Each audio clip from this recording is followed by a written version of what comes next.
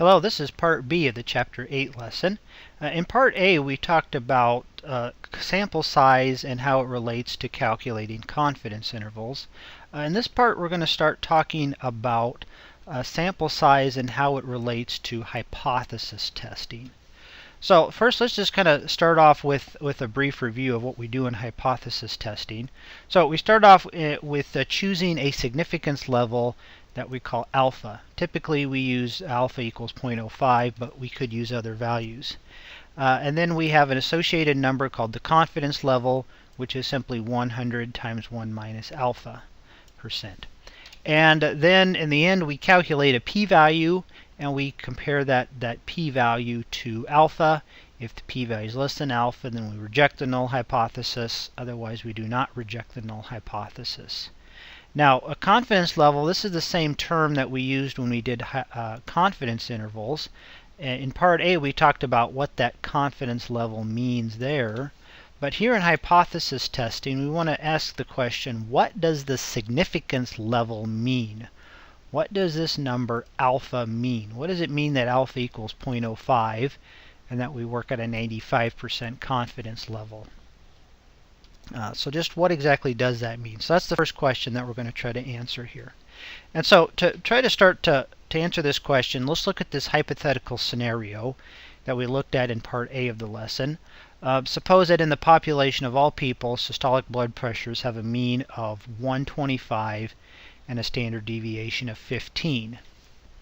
Now let's suppose that for some reason we suspect that mu is not equal to 125 and choose to test that suspicion with a hypothesis test. So like in part A, we're going to pretend that we don't know the value of mu, and then for whatever reason we suspect that mu is not equal to 125, and we're going to try to test that claim with a hypothesis test. And so our hypotheses for this test would be the null is that mu equals 125, and the alternative is that mu is not equal to 125. And this statement here is the same as our claim, and the null hypothesis is always the statement that mu equals a number, and so these are our hypotheses. Now let's make an observation here. This null hypothesis is a true statement. How do we know it's true? Well, because we're told right here in the problem that in our population mu is equal to 125.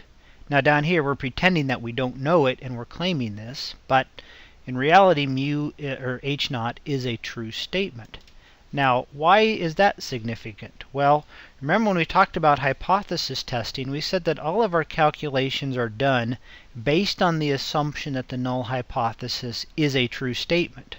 Now sometimes that assumption is correct, sometimes it's not.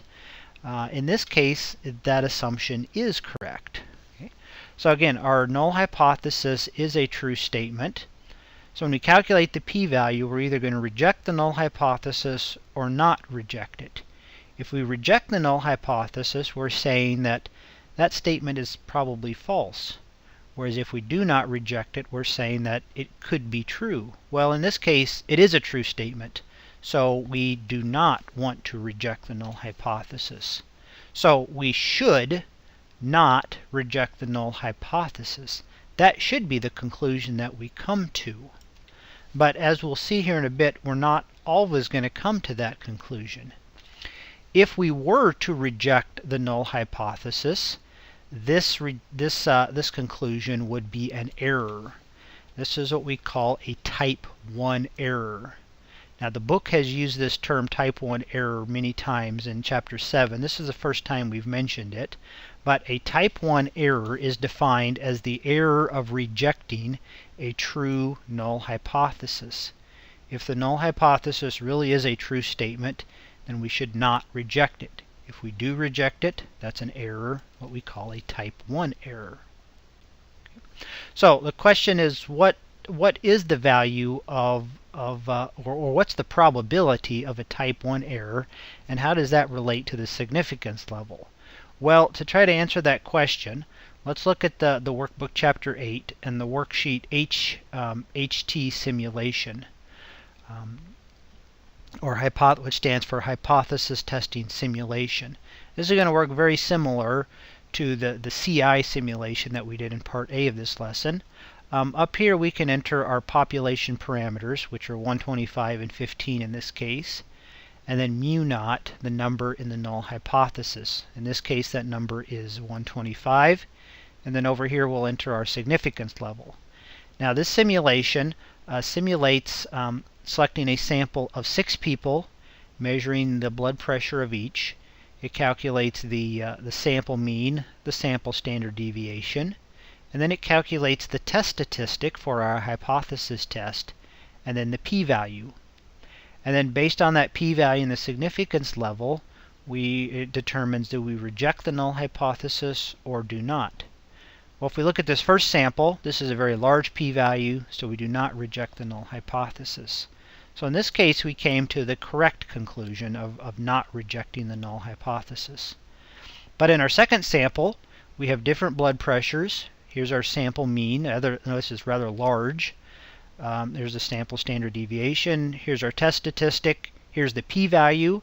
In this case, this p-value is less than 0.05, and so we do not reject the null hypothesis. So in this case, we made a type 1 error. We rejected a true null hypothesis. And so in this simulation, we do about 1,000 or 2,000 different samples. And in each one, we either reject the null hypothesis or we do not. Up here, it calculates the proportion of times that the null hypothesis was incorrectly rejected. And so in this case, we have about 5.4% of them that were rejected.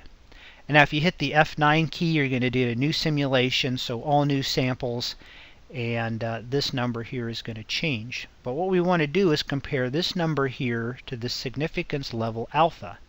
And notice that they're roughly the same. And so now I want you to play with this simulation a little bit and change the values of mu and mu naught to the same value.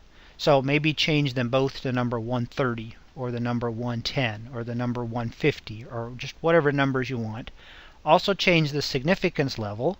Each time you change a number, hit the F9 key several times and compare the significance level to the proportion of times that H0 was rejected. And just note what you observe. And we'll talk about those observations in the next part of this lesson.